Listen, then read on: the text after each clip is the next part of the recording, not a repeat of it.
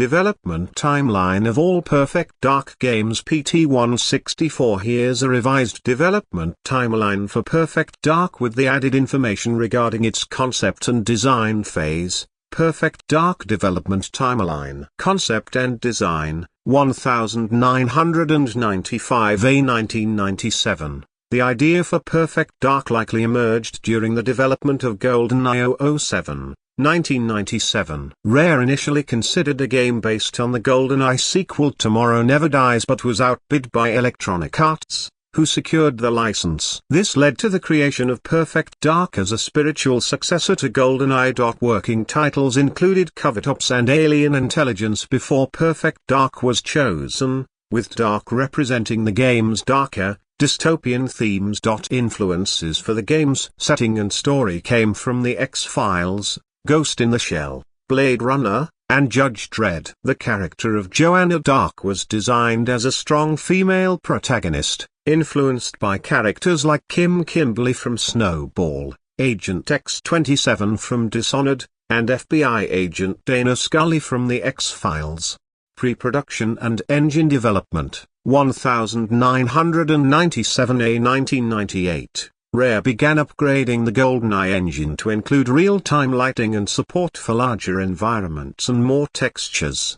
30% of the original engine remained, with a new movement system introduced, allowing players to fall off edges. The game's science fiction setting, new gadgets, and stealth elements were developed, inspired by games like Metal Gear Solid. The team aimed for dynamic lighting and environmental interaction, such as shooting out lights to create darkness, and the use of night vision or infrared goggles.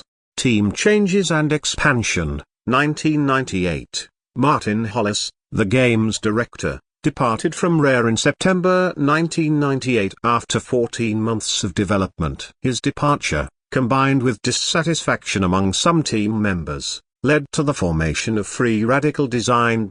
Despite the changes, the core story and ideas remained, and Rare expanded the team threefold to make up for the departures. Development continued with the new team using an isolated and flexible working environment, focused on adding features and improving the game's AI, multiplayer modes, and in-game animations.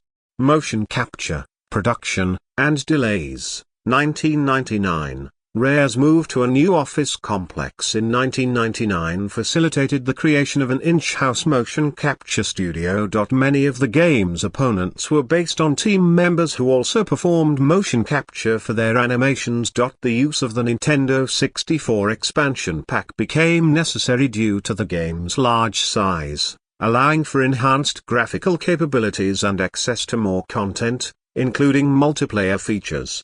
Final stages and cut features, 1999A 2000.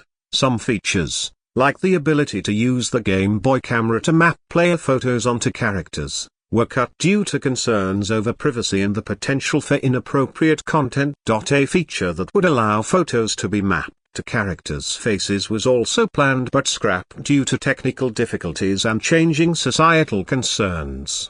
Marketing and release, 2000. Perfect Dark was announced as Nintendo's lead game at E3 1998, originally set for release in 1999 but delayed until May 2000 in North America, June 2000 in Europe, and October 2000 in Japan. The game's marketing campaign included significant publicity stunts, with a large budget and model Michelle Merkin portraying Joanna Dark. The game was well received, selling 1.5 million copies in the US by 2007 and joining Nintendo's Player's Choice lineup.